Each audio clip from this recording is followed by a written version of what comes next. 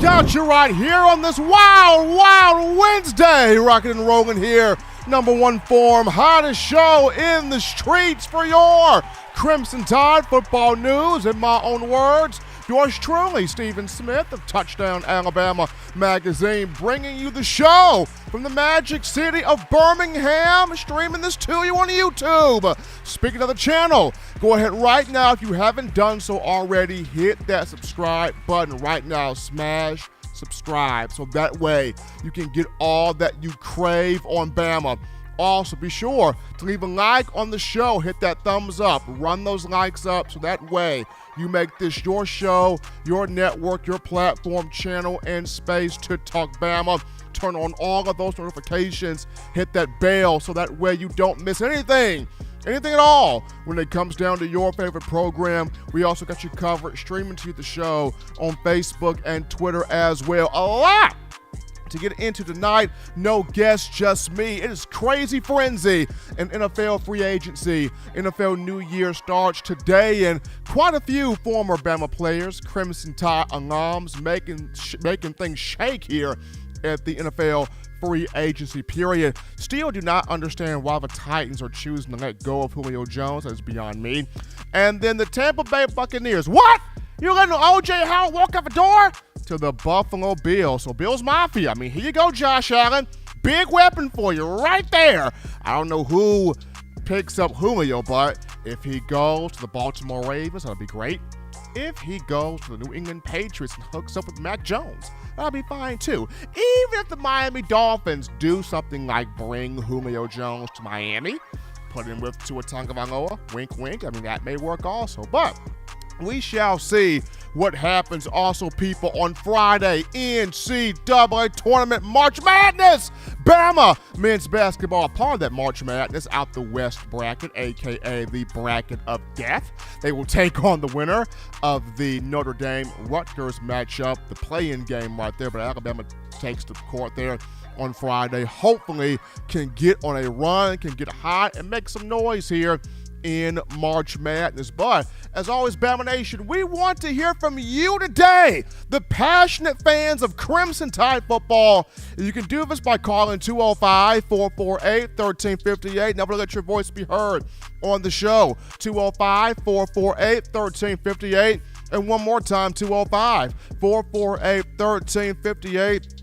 Want to hear from you, the man, Jimmy Cash Clay, already getting that daily super chat go done of $75 as he throws in that $75 into the half there. Appreciate my man Jimmy Clay helping us out here on the show, representing Team 26, Bama softball, on the field right now at the Rhodes House, taking on Florida State. Nexie Kilfoyle got the start on the mound, so hopefully the girls, the ladies, and Patrick Murphy getting that thing done there against Florida State. Also, got to shout out Jamie Wilhelm. Jamie Wilhelm, that $4.99 in the super chats. Appreciate Jimmy Clay and Jamie Wilhelm helping us out here on the show. Also, shout out my man John Ivory in the production studio on the ones and twos, doing his thing as always. But we look at here, opening conversation, opening thoughts here to the show. Crimson Tide football started spring practice Friday of last week.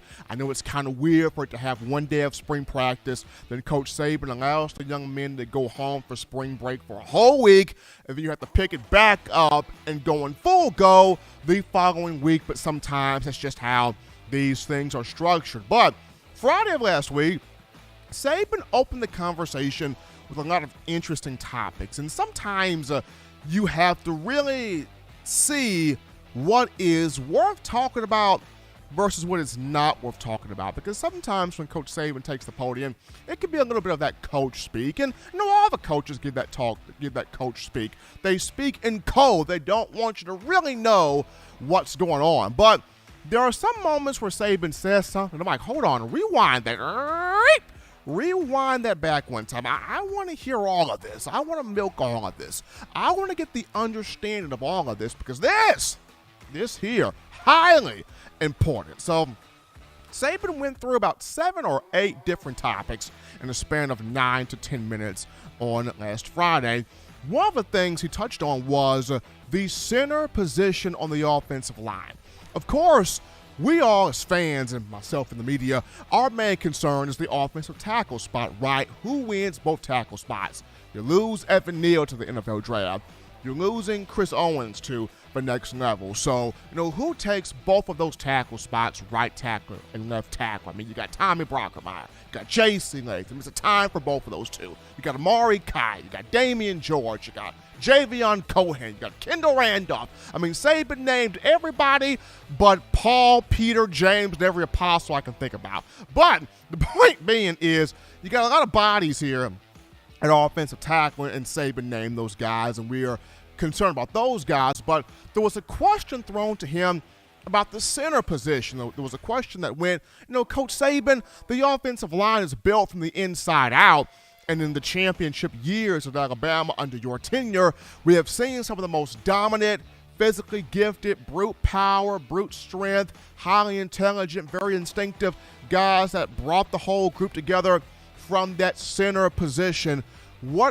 How are you feeling at center? What do you like about that position? Is that position confident in your viewpoint? And Saban said, yeah, I mean, I like center. I feel good about that position. I really like what we have there at that spot. And he listed Seth McLaughlin and Darian Dalcourt as the two guys that he is very happy about at that center spot. Now, Saban said Dalcourt played pretty well last year. And then for me, I'm just like, I don't wholeheartedly agree with that.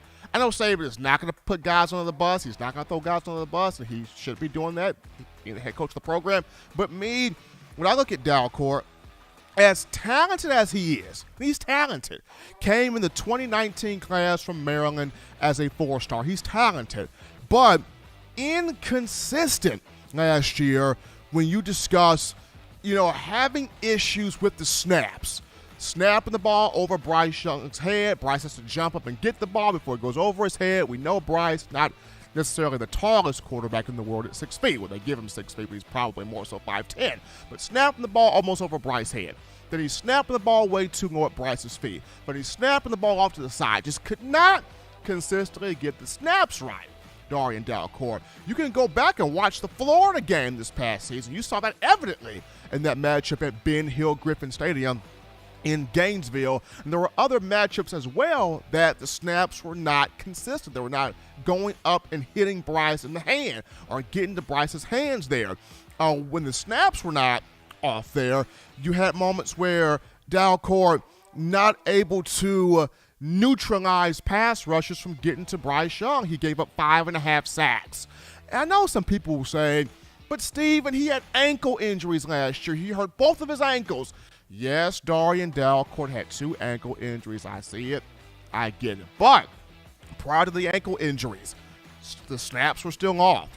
Prior to the ankle injuries, he was still giving up sacks. So how much was it really the ankle situation? Because prior to this, still was giving up sacks. Snaps were still off getting to Bryce Young. Not saying that Darian Dalcourt can't do it, but we saw the inconsistency from him a season ago. So when you look at Seth McLaughlin, completely different story. When McLaughlin came in there, the snaps were on point. There was probably one snap that was off with McLaughlin, and you had to really look and see. You had to really do some fine combing detail to see if that snap was off, but it was only one that was off. And then with Seth, did not give up a sack of Bryce Young. And these were in the big games when the stage was at its brightest, when all eyes were on you, and McLaughlin did not do that. When he came in against Auburn in the Iron Bowl second half, where it was, if Bama doesn't get a drive to tie this game, Auburn walks out of Jordan-Hare beating Coach Saban in Auburn, and Seth McLaughlin takes the field, neutralizes that pass rush from that center position, center control there, and assisting Bryce Young to going on that 12-play, 97-yard drive that ended up with the 28-yard game-tying touchdown pass to Ja'Cory Brooks, which set up the 4 overtime period. Alabama got the win 24-22. In the SEC championship game, we all remember this. leading into the matchup, what were the people saying? Oh my gosh, Jordan Davis this, Jordan Davis that. Jordan Davis is a creature. He's a monster. He's an animal. He can't be stopped. Quay Walker this, Quay Walker that. Nakobe Dean this, Nakobe Dean that. Alabama's offensive line is going to be turned to mincemeat. They're going to get eviscerated by this Georgia defensive front and the creatures that Kirby has on that side of the ball. Seth McLaughlin handled Jordan Davis in that game. I mean, Bryce Young was able to go out there, throw for 421 yards, 3 touchdowns, had a few beers, did a 2-step, watched Oprah, was probably hitting the Dougie. You know, Bryce Young had a good game out there, setting records out there. Why? Seth McLaughlin blocking in front of him. You look at the Cincinnati game, McLaughlin showed you the versatility. Not only can he protect Bryce Young, but he set up Brian Robinson to have a 200-yard day, 204 yards rushing, a bowl game record when you look at Alabama football in a playoff game, bowl game. But even in the national championship game that Alabama lost into Georgia, McLaughlin still played well. So for the most part, played in 10 games, had 3 starts, 301 snaps. When the games were at its brightest, he played his best ball. I mean, 6'4", 295 pounds. He's not the biggest guy in the world, but he's feisty, he's physical, he keeps coming, he gets after you, he's tough. Saban called him a leader. And I'll say this, when McLaughlin's on the field, you're going to feel along of him. You're going to get on of him. He going to scrap. He is going to scrap. And when you discuss the players in years past at Alabama in the Saban era to win national championships from that center position, 2009 and 2011, we're talking William Vlahos. 2012, we're talking Barrett Jones. 2015, we're looking at Ryan Kelly. 2017, we're looking at Bradley Bozeman. And then 2020, we're looking at the guy LD, Landon Dickerson. What they all had in common, strength, brute power, toughness, physicality, scrappers, highly intelligent, big football IQ, wanted to get everything right, prepared religiously. Especially Barrett Jones. I mean, he got into a fight with A.J. McCarron on national TV in the title game against Notre Dame. Why? Because Barrett Jones was like, look at here, A.J., I'm the center, right? I'm the center. I'm making the call. I'm trying to get this right like you trying to get it right. Look at me. I'm the captain here. Look at me. Like, Barrett Jones is literally going to war here with A.J. McCarron wanting to get the play right. You have guys like Landon Dickerson, who just found ways to bring everybody together there on the offensive line. So offensively, going back to the national championships here, there was always this one major component, and that's there was several major components, but it was always the strength, the power, the endurance, the IQ on the field, the communication on the field, but also that ability to, you want it just that bad. You scrap, you fight, you tough about it at that center spot. And I think McLaughlin has a lot of those traits here for Alabama. So I think he's definitely starter, Darian Dalcourt, backup center, or got to find a different position for him because McLaughlin's the guy. But the question comes down to, is Saban mentioned developing a third name at that position. Who would be the third guy? Because you got to have depth. You need to have depth. You're hoping that nobody gets hurt. You're praying nobody gets injured, but you got to have depth at every spot. So who would be the third guy? Well, James Rockermeyer came in the 2021 class, 4-star from Texas. I mean, he's good. All Saints Episcopal High School. His brother Tommy came in with a bit more hype than he did, but James is good. I mean, one of the top centers in the country. So that would have to be a name that U.S. fans would think would be developed there at that spot in the middle of that offensive line there. Along with Rockermeyer, you have to look at, Emil Ekiyor for this reason. As much as he has settled in at guard, that guard position is one where you got to be a junkyard dog. You got to be mean, monging, mashing, wrecking people, meaning business in that phone booth when you're playing at that guard position. And to me, does Ekiyor fit better potentially as a center versus a guard, because he did come out of high school 2018 from Cathedral High School in Indianapolis. It's one of the top center prospects, in the country. So it's going to be interesting to see here who that third name could be. Could be Rockermeyer, could be Ekiyor. We'll have to keep an eye on that. But Seth McLaughlin, to me, the number one guy. It's just who is able to rise, step up, and sort of help him at that position. But we take a break here, folks, on the show. On Touch That Dial, we're just getting started. Upon our return, we go to the phone lines to grab your calls, your thoughts, your chats, a dialogue, a conversation with you. The Bama family is coming after this. You're watching In My Own Words with Stephen M. Smith, brought to you by We Own the Fourth Quarter. Get your four-finger bling necklace today by visiting weownthefourthquarter.com. Throw them foes up.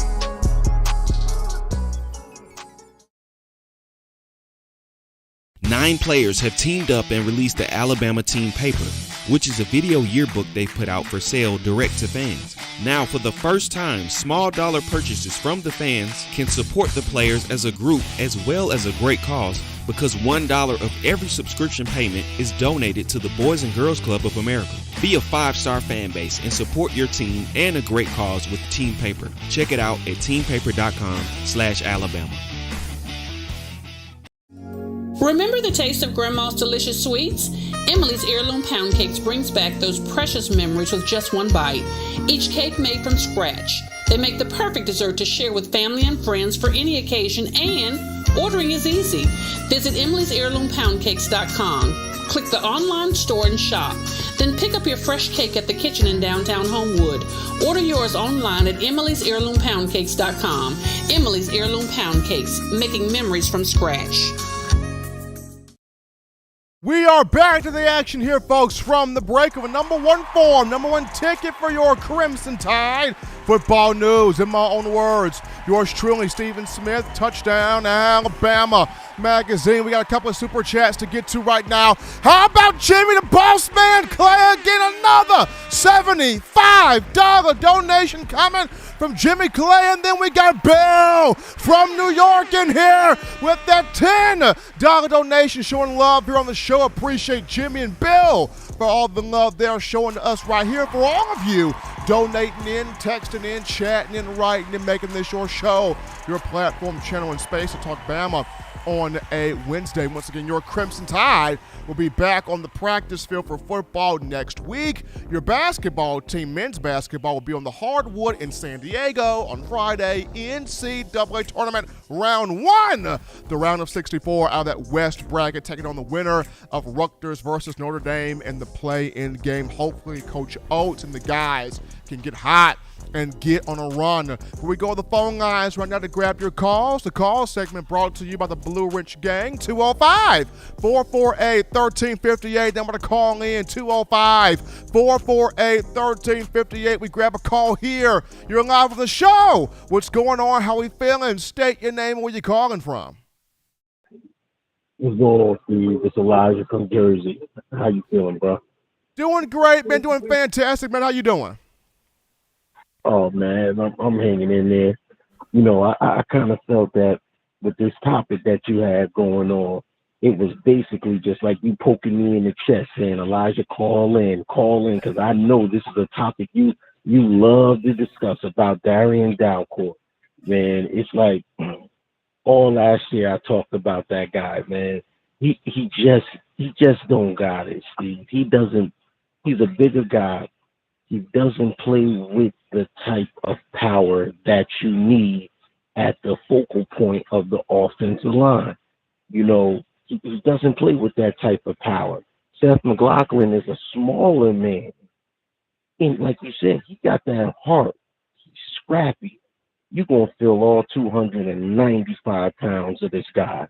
You know, and a lot of people made, I don't want to say excuses, but gave Dalcourt the benefit of the doubt. You know, his ankle injury, but that didn't happen till later on. It wasn't even the snaps for me, Steve.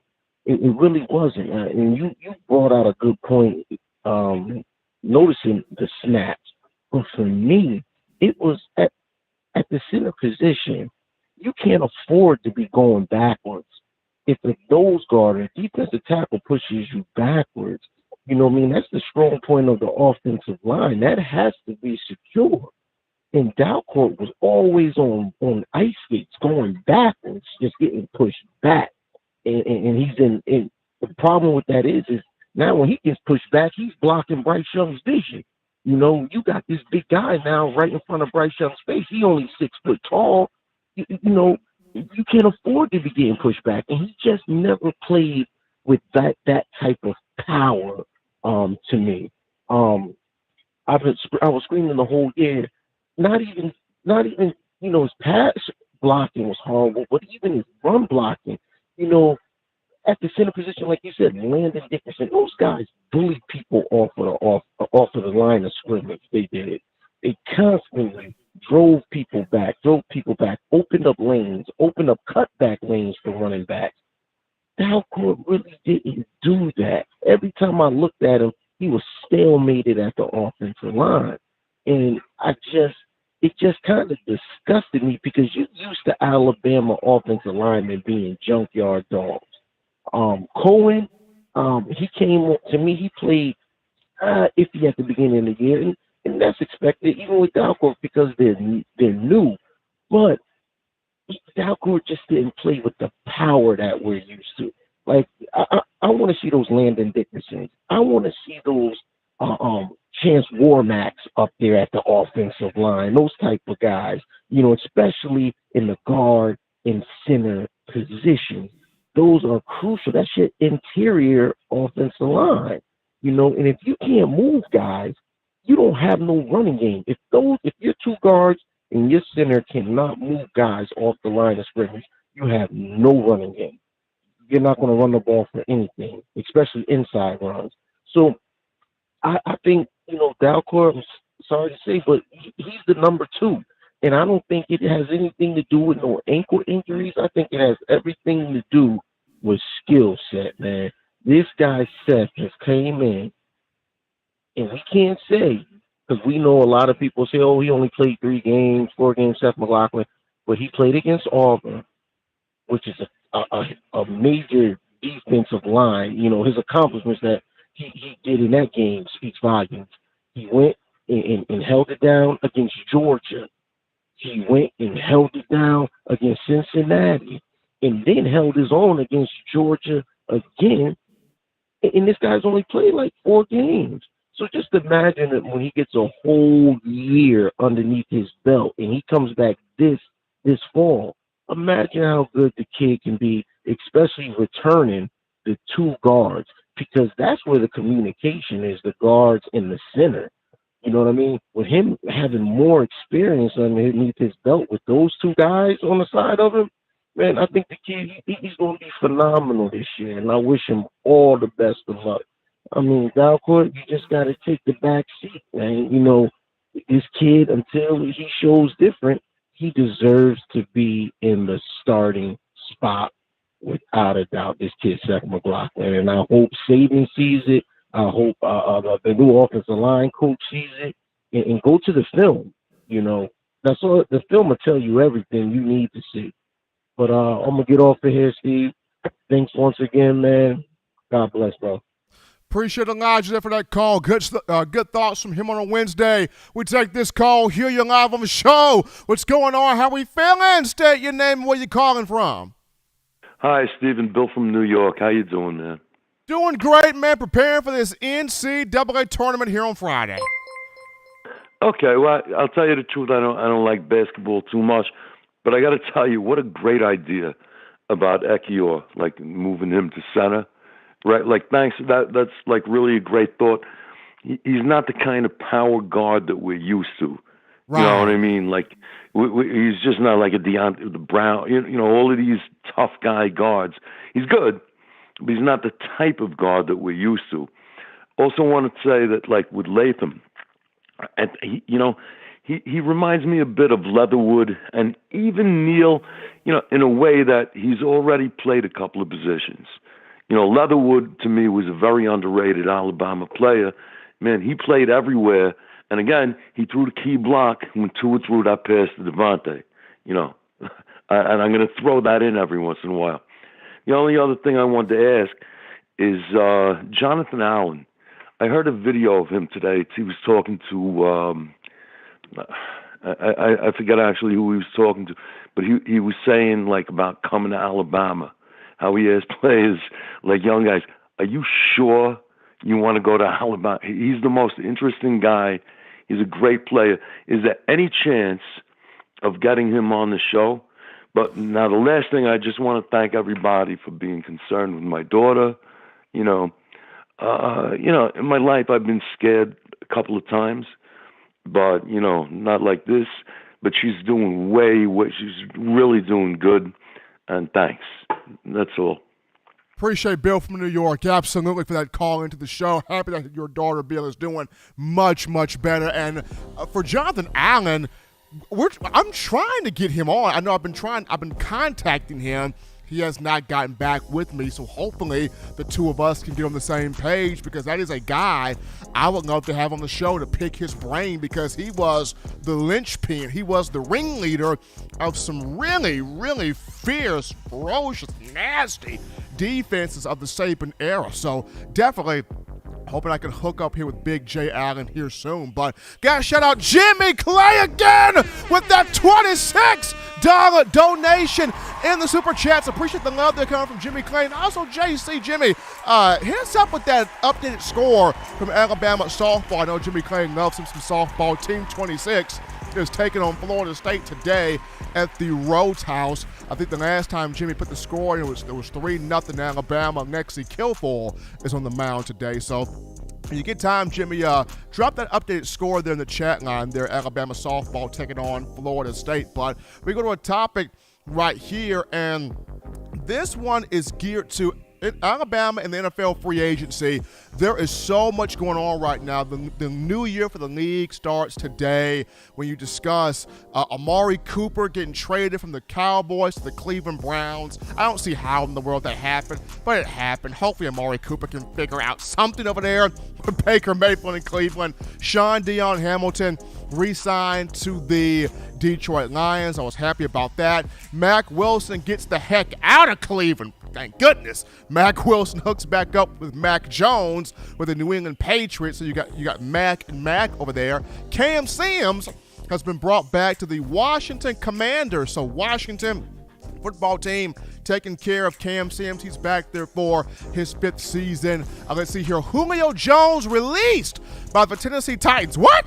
Yeah, the Titans released Julio. So what becomes the best landing spot for Julio? Y'all drop that in the chat right now. Which team do you think makes the perfect landing spot for the Bama legend Julio Jones? Also, Levi Wallace. Shouts out to my boy Levi. Went from walk-on in Alabama to walk into the bag in the NFL. Levi Wallace worked his tail off, got to the Buffalo Bills, but now got paid a 2-year deal with the Pittsburgh Steelers. So Minkah Fitzpatrick and Levi Wallace are together. That should be a very interesting secondary in Pittsburgh, home of Heinz Field, the old ketchup bottle and a terrible towel. So looking forward to seeing Levi do some work up there in Pittsburgh. And O.J. the Juice Man Howard going to the Buffalo Bills. Bills Mafia picks up O.J. So already seeing here a lot of action going on in terms of former Bama players, Crimson Tide alums, when you look at NFL free agency. So right now, Bama Nation, who do you feel like landed in the best spot in free agency? And what is the best spot for Julio Jones in your mind? Drop those thoughts there into the chat line. But we're going to take a break here, folks. We'll touch that down. When we get back, we discuss Nick Saban's thoughts on the new coaching staff. He is very excited. He's very confident about the coaching staff, especially the new hires that were made. We'll talk about it after this.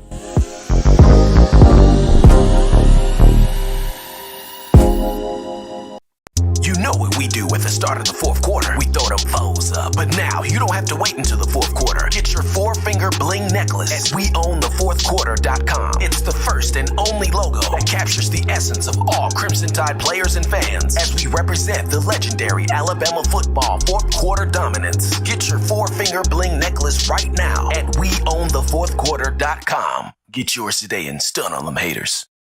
Look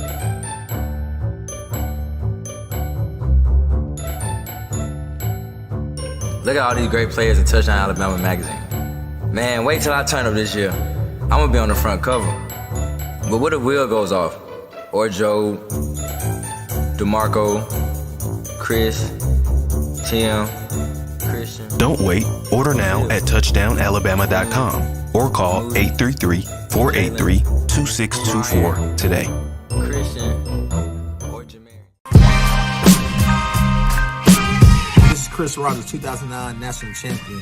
You are listening to the baddest, when I say the baddest, sports show in the state of Alabama. In my own words, you know, yours truly, Touchdown Alabama magazine. Don't touch that dial. And we're back into the action here, folks, from the break on a Wednesday hump day, number one form for Bama football news. In my own words, yours truly, Stephen Smith, Touchdown Alabama magazine. Appreciate all of you for checking us out here on today. And we're going to look at now another thing that Saban spoke on last Friday to open up spring practice. He touched on the coaching staff, the new staff, especially the new hires brought in during the offseason. Saban likes the staff. He is very confident about the staff. He's high on this group of assistant coaches. Really likes what he has assembled and put together, especially on the field. And there was a word that Coach mentioned. He said, we're more balanced now. We haven't been this balanced on the staff in a long time. We've had some imbalance in recent years, but now we've got guys that can teach at every position. We have guys that can give that proper attention to every position. And I thought that was interesting because normally, we've seen in years past where, Alabama has had a guy that has pulled double duty or an assistant that has pulled or had to do or was responsible for two different roles. And those teams still won national championships. But now that I actually sit down and think about it, John, I kind of get where Saban's coming from because when you have a coach that is coaching special teams and tight ends, you kind of wonder what position is getting that coach's undivided attention, right? When you're coaching two different spots, which spot is really getting that cultivation, that teaching, that mentorship, that tutelage? Which position is really getting the nutrients from that coach when he has to pull double duty, so to speak? Somebody's getting the short end of the stick. And, Saban brought up where in 2018, when Coach Loxley was on staff, or 2017 when Coach Loxley was on staff, Alabama had, 5 guys dedicated to specific roles on defense. So all the defensive guys were getting that attention. They were getting that coaching. They were getting that fine-tuned focus there. Versus offensively, you may have, 4 coaches that are pure offensive coaches, and then one coach that's kind of a walk-around guy. You don't know who's getting that attention from that coach. He's kind of a walk-around guy. And when that staff had transpired out, Saban mentioned he was left with one extra defensive coach, and it made it kind of an imbalance. So now, when you look at Alabama offensively and defensively, you have offensively here's how it looks. You've got Bill O'Brien solely giving quarterbacks that attention and the offensive play calling that attention. You've got Robert Gillespie solely giving running backs attention. That's his specialty. You've got Holman Wiggins solely giving wide receivers that attention. That's his specialty, and he's done a great job of that since 2019. Then you bring in Joe Cox, solely giving tight ends that attention. He's coaching nothing else but tight ends. So that means Cameron Latou, Robbie Oots, Elijah Brown, and when Amari Nablack and Danny Lewis Jr. arrived in the summer, Joe Cox is solely focused on that spot, that tight end group, and that's a big deal. Defensively, Pete Golding solely focused on inside linebackers, defensive play calling. Coleman Hutzler focused on outside linebackers. Freddie Roach, solely focused on defensive line. Charles Kelly, solely focused on safeties. Travaris Robinson, solely focused on corners. So that's the balance right there. Each coach on the staff has that position they're putting all of their attention into. They're channeling all of their focus. And I feel like to have a staff like that, I think that alleviates so much issue because now each position group knows I got my coach. My coach is focused on me. He ain't juggling stuff. He ain't doing double duty. He ain't like, okay, wide receiver, stay here. I got to check out the DBs. DBs, hold up there. No. You solely focused on wide receiver. You don't have a coach that's got tight ends, y'all good. And we go special teams. Nope. That coach is solely on tight ends. Each position group has a coach that is solely wired and focused in on that. And I feel like that's going to pay off some big dividends here for the Crimson Tide, not just in the spring, but also in the upcoming fall as it looks to make that push to get back to the college football playoff national championship stage and winning that national title. So I just thought that was really interesting how Coach Saban said we're more balanced now. We got everybody on offense focused on solely offense. We got everybody on defense focused on solely defense. And even the guys, special teams, focused on just special teams because you know how Coach Bear Bryant and Gene Stallings, they knew, hey, special teams can change and affect any part of the game. But I just thought that was really cool there coming from Coach Saban. We're going to go to a break right here, folks. Don't touch that dial because when we get back, we return to the phone lines. We grab your calls, your thoughts, your chats, your interactions. We get back to you in the conversation right after this. Don't touch that dial. Call in right now as we're taking your calls up next on In My Own Words with Stephen M. Smith. Brought to you by We Own the Fourth Quarter. Visit WeOwnTheFourthQuarter.com now to get your four-finger bling necklace. What's up, ladies and gentlemen? This is Marvin Constant, All-SEC linebacker and 1999 SEC champion. You are listening to In My Own Words, brought to you by Touchdown Alabama Magazine. Roll Tide. Every sports fan deserves the proper representation. Whitwell Sports introduces to you the Title Towel. Wave that Title Towel in the air like you just don't care in support of Nick Saban and the Alabama Crimson Tide. Only $9.99 and it lasts a lifetime. Head on over to WhitwellSports.com and get your Title Towel today. Touchdown Alabama Magazine is Alabama football's premier publication. A subscription to Touchdown Alabama Magazine is the perfect gift for any Alabama fan. For exclusive news and information, recruiting updates, a free annual print magazine, and more, go to touchdownalabama.com and click join. Only $7.95 per month or pay $74.95 for a full year subscription. That's a yearly saving of $20. Go to touchdownalabama.com today and roll Tide. Thank you for tuning in. Show your support right now by clicking that like button. If you haven't subscribed, hit the subscribe button now and enable all notifications to make sure you don't ever miss any of the best Alabama football news, notes, and information right here on Touchdown Alabama.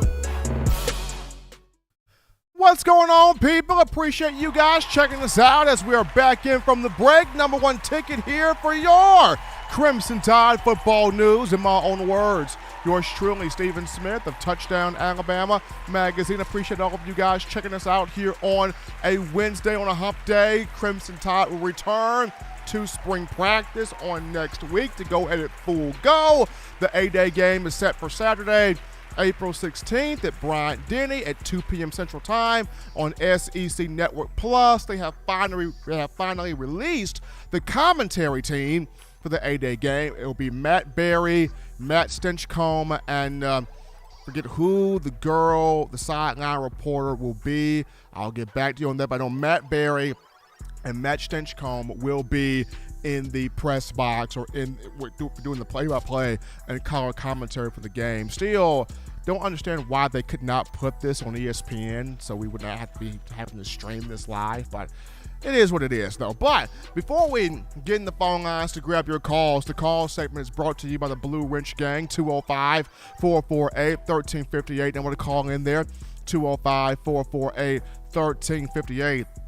Just getting back, John, to this Alabama football, the players in NFL free agency. Looking at O.J. Howard to the Buffalo Bills, I kind of like this because even though the Bills already have Dawson Knox, you can't have too many weapons, especially with injuries in the NFL. And Josh Allen is a really good quarterback, and you give him an O.J. Howard, a 6'5", 6'6" target right there. I mean, O.J. could blow up in New England. I mean, in Buffalo. I mean, it's cold in Buffalo. It's snow in Buffalo. But O.J. could blow up in Buffalo. If he's used the right way in that system, I think O.J. landed in a really good spot. I think Levi Wallace landed in a good spot. You put him as an outside corner in that AFC North. I mean, Levi's tough. I mean, people forget how Levi shocked people when after he earned a scholarship at Bama 2017, Levi Wallace had, 15 pass breakups and 3 picks? We're like, what? Levi shocked people. So to have him as an outside corner, you already got a safety and Minkah Fitzpatrick. I mean, I think Levi landed in a really nice spot. I was happy to see the Jaguars franchise tag Cam Robinson, so you got him at left tackle. But Jacksonville, do the right thing. Draft Evan Neal at right tackle. Give Trevor Lawrence a chance. I mean, I feel bad for the dude because his rookie season, Urban Meyer was more so in the news for stuff not dealing with football than your quarterback. So give Trevor Lawrence a chance to succeed by drafting Evan Neal to have him at right tackle. But I was happy to see Cam Robinson get franchise tagged. I was happy to see Sean Deion Hamilton back with the Lions. Just some good things here in free agency. And another thing I'm excited about, people, Tua Tagovailoa. Tua is showing people, hey, year 3, I'm about it. Year 3, sleep on me if you want to. I mean, Tua's out here with his Perform training team in South Florida. They are working on 70-plus yard throws. Tua is looking like Tua from back at Alabama again. I mean, removed from the hip injury, removed from the fractured ribs, removed from a lot of medical mishap stuff. But watching these throws here that Tua's making, or this throw that Tua's making, I mean, 71 yards down the field to Lynn Bolton. I mean, Tua looks like Tua. And the one knock that people tried to throw on him in the draft process was, well, Tua doesn't rip it. He doesn't have a special arm. He doesn't have that elite arm cannon. He doesn't have that elite arm strength. He can't bomb it down the field. He doesn't rip it. He doesn't wow me with, wow, look at the arm strength. He doesn't have a Josh Allen arm or a Justin Herbert arm, that kind of arm. But if you're seeing this on the screen here, he's ripping it 70-plus yards downfield. And with the Dolphins making moves in free agency now, they've gotten them an offensive lineman or 2 in free agency. They've gotten Tua.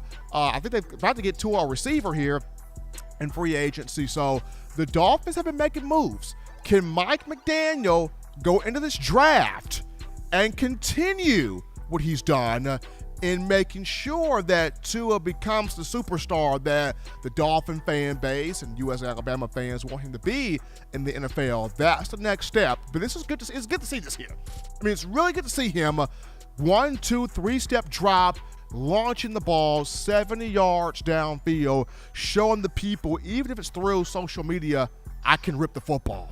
I got the arm talent. I got the arm strength. Y'all claim I don't have it. Y'all claim I'm lacking in this area, but look at this. I'm putting this right here for you.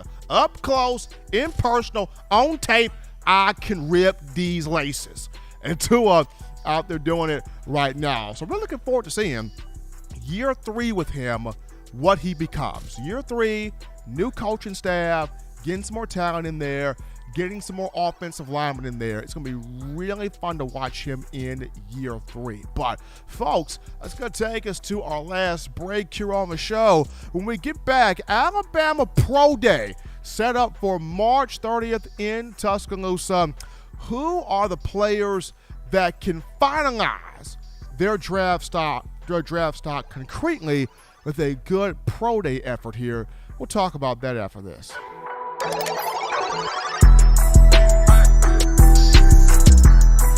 If you're an avid Alabama Crimson Tide fan and you love to flaunt it, then show your Alabama Crimson Tide support by grabbing the All-Bama sneakers. They feature bold Crimson Tide graphics, so no one will be able to question where your allegiance lies. When you add these sweet sneakers to your Alabama Crimson Tide collection, go to stsfootwear.com and use the code TDAlabama for $15 off your purchase. That's code TDAlabama for $15 off your purchase. Go to stsfootwear.com and get your All-Bama sneakers today. Touchdown Alabama Magazine is Alabama football's premier publication. A subscription to Touchdown Alabama Magazine is the perfect gift for any Alabama fan. For exclusive news and information, recruiting updates, a free annual print magazine, and more, go to touchdownalabama.com and click join. Only $7.95 per month, or pay $74.95 for a full year subscription. That's a yearly saving of $20. Go to touchdownalabama.com today and roll Tide. Thank you for tuning in. Show your support right now by clicking that like button. If you haven't subscribed, hit the subscribe button now and enable all notifications to make sure you don't ever miss any of the best Alabama football news, notes, and information right here on Touchdown Alabama. Alrighty then. We're back in from the break. Number one form for Bama football news. In my own words, yours truly, Stephen Smith of Touchdown Alabama Magazine. Appreciate you guys checking us out here on today. And before we get into final topic of conversation, I know there was a comment in the chat about one Reuben Foster. Is he still playing in the league? No, Reuben Foster is not in the NFL, but he's training, he's working out, he's staying in shape, so when he gets that call, he is already ready. He will be already prepared to have his body in order for the next level. So really hopeful and hoping that somebody gives Reuben Foster a call, because, I mean, that was the most ferocious, menacing, hardest hitting linebacker in the Saban era at Alabama. But gotta remind you guys about TDAwear.com. That's TDAwear.com. Check us out right now. Link in the description. We got all of your Bama clothing, culture, swag, drip, sauce, needs here. So TDAwear.com. Showing that support to Coach Saban, the University of Alabama, the student athletes, and us here at Touchdown Alabama Magazine. You get your clothing, you get your fashion right here at TDAwear.com. That link is in the description. But on March 30th, the Crimson Tide have Pro Day in Tuscaloosa. It'll be done on SEC Network. And what's interesting here is the guys that can lock up, sew up their draft stock concretely here with a really good showing at Pro Day. And John, I've had the joy of being at quite a few of these Pro Days, and hopefully I could be at the one in the coming weeks, because it's just fun being at the indoor facility and watching all of the teams that come through there. Like, I remember one year, it was just, you had the Steelers there, the Eagles there, the Bengals there, just several teams there. And in the middle of all of these teams, the camera just stayed on Nick Saban and Bill Belichick talking and laughing the whole time. I mean, you had like the whole league there, and the camera stays succinctly on Bill and Saban.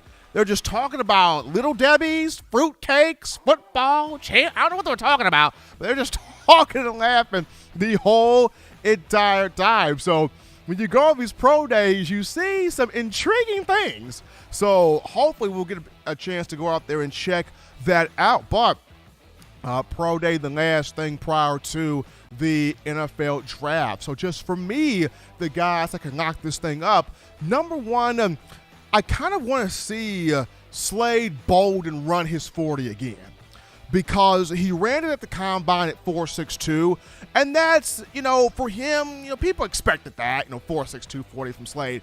But if Slade can go to his Pro Day, if he can run that 40 at 4.57 or 4.56, it can open some eyes up. I mean, it can open some eyes up, because people don't view Slade as a straight line speed fast guy.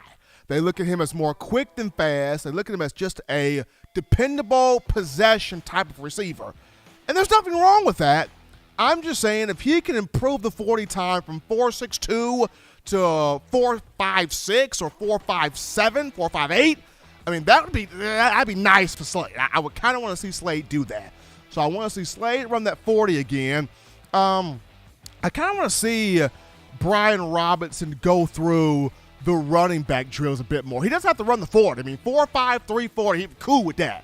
But I kind of want to see B-Rob go through those running back drills, catch the ball out the backfield drills there at the pro day, showing the coaches and the scouts and the talent evaluators in a comfortable venue and setting what he can do there as a versatile back. I kind of want to see B-Rob doing that.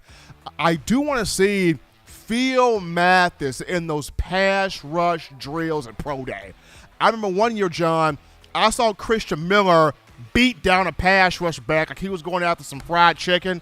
And Christian Miller, that draft stock went up a little bit when they saw him knocking them bags down like that at pro day. So kind of want to see Phil Mathis there in those pass rush drills a bit more.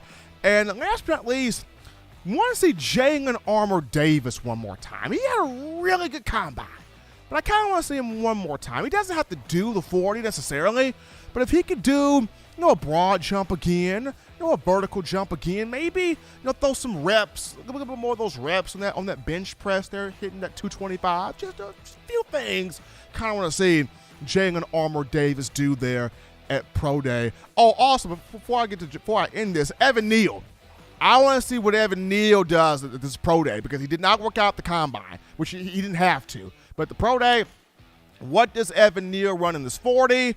What does he jump? What is he lifting? Like the offensive line, the lineman workouts. I want to see what Evan Neal does in this pro day at a comfortable setting. So those are just some guys just spitballing out there that they go out here in this pro day and they really do some things, which I still think, regardless of what Evan Neal does, he's going to be top 5, more likely the number 1 overall pick. But still good to see what he can do there at the Pro Day event, which takes place once again March 30th. SEC Network will have that from Tuscaloosa. But as always, Bama fans, you want the best in news, notes, information, and material in your favorite program, that being Bama football. You can get this by accessing the Touchdown Alabama Magazine app. You download the app from the iPhone App Store. If you're rocking Team Apple, Google Play Store. If you got the Android phone. For your audio needs, check us out. iTunes or Apple Podcasts, Spotify, Stitcher, Spreaker, TuneIn Radio, Google Play, Overcast.fm, iHeartRadio. Got you covered. If the good and gracious Lord sees fit, I'll be back on Friday continuing the conversation that is Tide Football. Remember, Bama fans, you can purchase individual copies of Touchdown Alabama Magazine. Have those sent to your door. That link in the description. If you're trying to get the fresh edition, print edition of TDA the magazine, you do that by going to touchdownalabama.com. You click join. Become a member, a subscriber today. That link in the description. And if you're trying to get the 4-finger bling necklace, 4-finger bling jewelry, courtesy of our guys at We Own thefourthquarter.com. That's We Own thefourthquarter.com. That link in the description too. But appreciate all of you, the Bama Nation, checking us out here on a Wednesday, making this your show. My man John Ivory in the production studio doing his thing. All the donations, all the love, all the support. We do not do this. We cannot do this without you, the Bama fans, the Bama family. But until next time, folks, husbands, love your wives. Wives, appreciate, value those husbands. Children, you guys continue doing the right thing, fun thing, smart thing, good thing, legitimate thing. To not be bored, you be sure to pick up yourself those 3 hearty meals a day, those 3 great laughs a day. You protect yourself. You protect the loved ones around you. Until Friday, good people, good people. I'm your man, Stephen M. Smith, and you've been listening to In My Own Words.